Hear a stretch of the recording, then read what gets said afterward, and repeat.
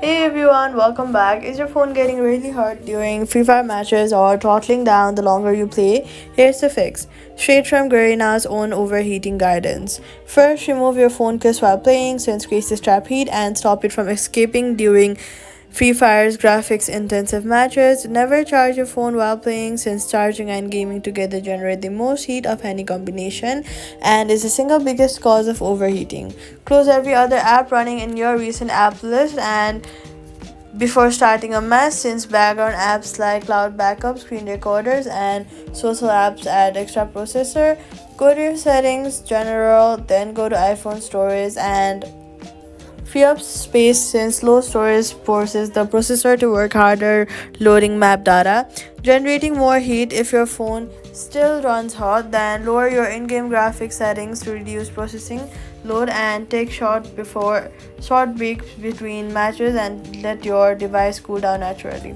So all you gotta do is remove your case, never charge while playing, close background app, free up storage and lower graphics. Your phone stays cooler and that's it. Subscribe.